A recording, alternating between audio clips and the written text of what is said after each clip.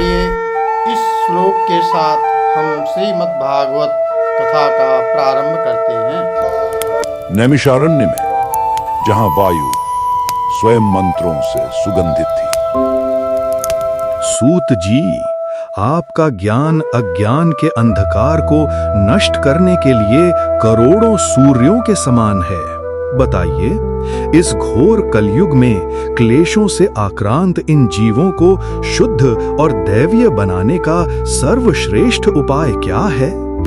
शौनक जी, तुम्हारे हृदय में भगवान का प्रेम है, इसलिए मैं तुम्हें संपूर्ण निष्कर्ष सुनाता हूँ। जो श्री कृष्ण की प्राप्ति कराने में सबसे अधिक कल्याणकारी तथा पवित्र करने वाला साधन है, वो है श्रीमद् भागवत कथा। ये चिंतामणि है, केवल लौकिक सुख ही नहीं, कल्प वृक्ष से भी अधिक स्वर्गीय संपत्ति दे सकती है।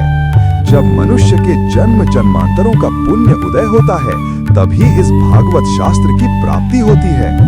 पूर्व काल में श्रीमद् भागवत के श्रवण से ही राजा परीक्षित को मुक्ति देखकर ब्रह्मा जी को भी बड़ा आश्चर्य हुआ।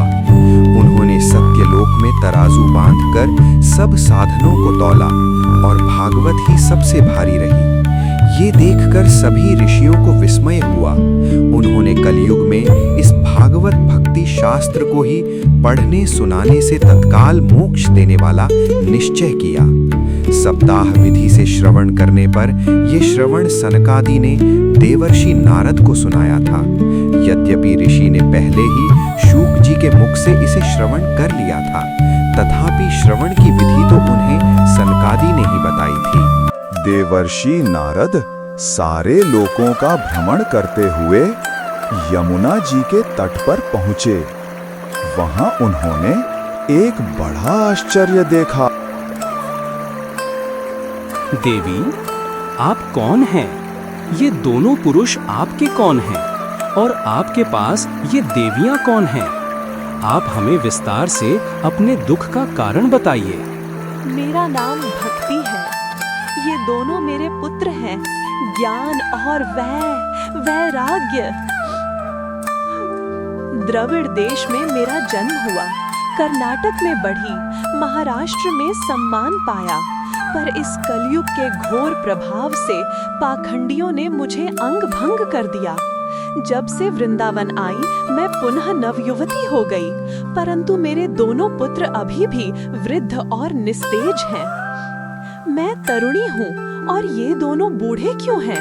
ये विपरीतता क्यों? हे नारद जी, इन्हें जगाने का उपाय बताइए।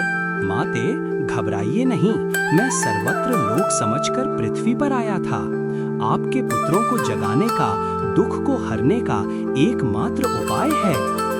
वह ये है श्रीमद् भागवत की पवित्र कथा। इसके श्रवण से ज्ञान और वैराग्य पुनः जागृत होंगे। भक्ति तुम पुनः अपने पुत्रों के साथ प्रसन्न होगी। यही सर्वश्रेष्ठ उपाय है। अरे मैया, अरे बाबा, अरे सखी, अरे सखा, कहाँ चल दिए ऐसे ही?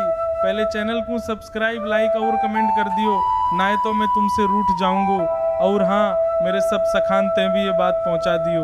राधे राधे।